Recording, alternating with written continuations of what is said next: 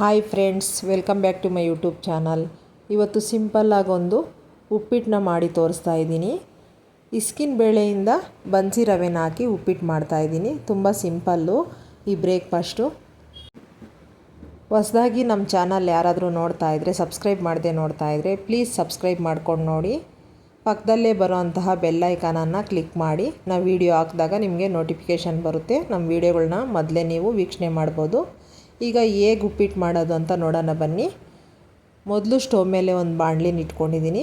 ಇಲ್ಲಿ ಬನ್ಸಿ ರವೆ ಒಂದು ಗ್ಲಾಸ್ ಇಲ್ಲಿ ತೋರಿಸ್ತಾ ಇದ್ದೀನಲ್ಲ, ಅದೇ ಗ್ಲಾಸಲ್ಲೇ ಒಂದು ಗ್ಲಾಸ್ ತೊಗೊಂಡಿದ್ದೀನಿ. ಇದು ಚೆನ್ನಾಗಿ ಹುರ್ಕೋಬೇಕು. ಇದು ಎಷ್ಟು ಚೆನ್ನಾಗಿ ಹುರಿದ್ರೆ ಉಪ್ಪಿಟ್ಟಿಗೆ ಅಷ್ಟು ಚೆನ್ನಾಗಿರುತ್ತೆ. ರವೆ ಹುರಿದಷ್ಟು ಟೇಸ್ಟ್ ಚೆನ್ನಾಗಿ ಬರುತ್ತೆ. ಒಂದೆರಡು ನಿಮಿಷನಾದರೂ ರವೆನ ಲೋ ಫ್ಲೇಮಲ್ಲಿ ಹುರಿರಿ. ನೋಡಿ, ಈ ಥರ ಕಲರ್ ಚೇಂಜ್ ಆಗಬೇಕು. ರವೆ ಹುರಿದಾಗ ಕಲರ್ ಚೇಂಜ್ ಆಗಿ ಘಮ ಬರುತ್ತೆ, ಅಲ್ಲಿವರೆಗೂ ಹುರಿರಿ. ಈಗ ನಮ್ಮ ರವೆ ಹುರಿದಿದೆ, ನೀವು ನೋಡ್ತಾ ಇರ್ಬೋದು. ಈಗ ಸೈಡ್ಗೆ ಇಟ್ಕೊಂಡು ನಂತರ ಅದೇ ಬಾಣಲಿಗೆ 4 ಟೀ ಸ್ಪೂನ್ ಎಣ್ಣೆ ಹಾಕ್ಕೊತಾ ಇದ್ದೀನಿ. ಎಣ್ಣೆ ಕಾದ್ಮೇಲೆ ಸಾಸಿವೆ ಹಾಕ್ಕೊತಾ ಇದ್ದೀನಿ ನೋಡಿ. ಈಗ ಸಾಸಿವೆ ಚಿಟಪಟ ಅಂದಮೇಲೆ 2 ಈರುಳ್ಳಿನ ಕಟ್ ಮಾಡಿ ಹಾಕ್ಕೊತಾ ಇದ್ದೀನಿ. ನೀವು ಜನ ಜಾಸ್ತಿ ಇದ್ದರೆ ಸ್ವಲ್ಪ ಇಂಗ್ರೀಡಿಯೆಂಟ್ಸ್ನ ಜಾಸ್ತಿ ಮಾಡ್ಕೊಳ್ಳಿ. ಈರುಳ್ಳಿನ ಚೆನ್ನಾಗಿ ಬೇಯಿಸ್ಕೋಬೇಕು. ಇಲ್ಲಿ 5 ಹಸಿಮೆಣ್ಸಿನ್ಕಾಯಿನ ತೊಗೊತಾ ಇದ್ದೀನಿ.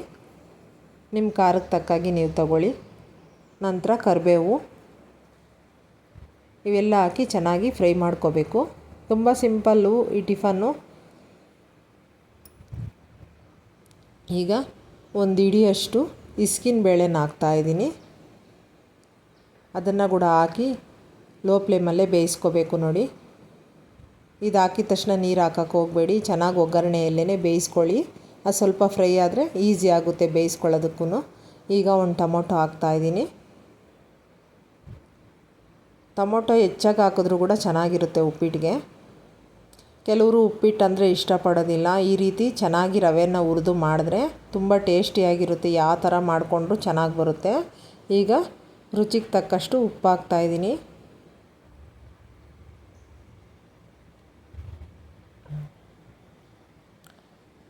ನೋಡಿ, ಈಗ ಟೊಮೊಟೊ ಬೆಂದಿದ ತಕ್ಷಣ ಸ್ವಲ್ಪ ನೀರು ಹಾಕ್ಕೊತಾ ಇದ್ದೀನಿ. 1 ಗ್ಲಾಸ್ ರವೆಗೆ 2 ಗ್ಲಾಸ್ ನೀರನ್ನ ಸೇರಿಸ್ಕೊತಾ ಇದ್ದೀನಿ ಇಲ್ಲಿ. ಈಗ ನೀರು ಸೇರಿಸ್ಕೊಂಡು ಚೆನ್ನಾಗಿ ಬೇಯಿಸ್ಕೋಬೇಕು. ಬೇಳೆ ಬೇಯೋವರೆಗೂ ಇಸ್ಕಿನ ಬೇಳೆ ಬೇಯಿಸ್ಕೊತೀನಿ ನಾನಿಲ್ಲಿ. ನೋಡಿ, ಲಿಡ್ನ ಕ್ಲೋಸ್ ಮಾಡ್ತಾಯಿದ್ದೀನಿ. ಆಗಾಗ ಚೆಕ್ ಮಾಡ್ಕೊತಾ ಇರಿ ಬೆಂದಿದೆಯೋ ಇಲ್ವೋ ಅಂತ, ನಿಮ್ಗೆ ಗೊತ್ತಾಗುತ್ತೆ ಇಸ್ಕಿ ನೋಡಿದಾಗ. ನೋಡಿ, ಇಲ್ಲಿ ನಾನು ಚೆಕ್ ಮಾಡಿ ತೋರಿಸ್ತಾ ಇದ್ದೀನಿ ಬೆಂದಿದೆಯಾ ಇಲ್ವಾ ಅಂತ. ಈಗ ಬೆಂದಿದೆ. ಈಗ ಕೊನೆಯಲ್ಲಿ ಸ್ವಲ್ಪ ಕೊತ್ತಂಬರಿ ಸೇರಿಸ್ಕೊತಾ ಇದ್ದೀನಿ. ನಂತರ ಕಾಯಿ ತುರಿ ಸ್ವಲ್ಪ ತಗೊತಾ ಇದ್ದೀನಿ. 2 ಟೀ ಸ್ಪೂನ್ ತೊಗೊಂಡಿದ್ದೀನಿ ಕಾಯಿ ತುರಿ. ಇಲ್ಲಿ ನಾನು ಮಾಡ್ತಾ ಇರೋದು ಒಂದಿಬ್ಬರಿಗೆ ಆಗುತ್ತಿಲ್ಲಿ. ಈಗ ಹುರಿದಿಟ್ಕೊಂಡಿರೋಂತಹ ರವೆನ ಸೇರಿಸ್ಕೊತಾ ಇದ್ದೀನಿ ನೋಡಿ. ಈ ಥರ ಸಣ್ಣದಾಗಿ ಹಾಕ್ಕೊಂಡು ಲೋ ಫ್ಲೇಮಲ್ಲಿ ಇಟ್ಕೊಂಡು ಈ ಥರ ತಿರುಗಿಸ್ಕೋಬೇಕು. ಯಾಕಂದರೆ ಅದು ಸಿಡಿಯೋ ಚಾನ್ಸ್ ಇರುತ್ತೆ. ಆದ್ದರಿಂದ ನಿಧಾನಕ್ಕೆ ಸ್ವಲ್ಪನೇ ಹಾಕ್ಕೊಂಡು ಈ ಥರ ಕಲಿಸ್ಕೊಳ್ಳಿ.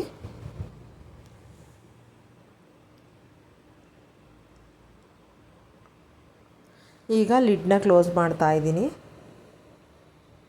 ಈ ಹಬೆಯಲ್ಲೇ ಲೋ ಫ್ಲೇಮಲ್ಲೇ ಬೇಯಿಸ್ಕೋಬೇಕು ಇದನ್ನು. ನೋಡಿ, ಈ ಥರ ಕಲಿಸ್ಕೊಳ್ಳಿ. ನಂತರ ತೆಗೆದು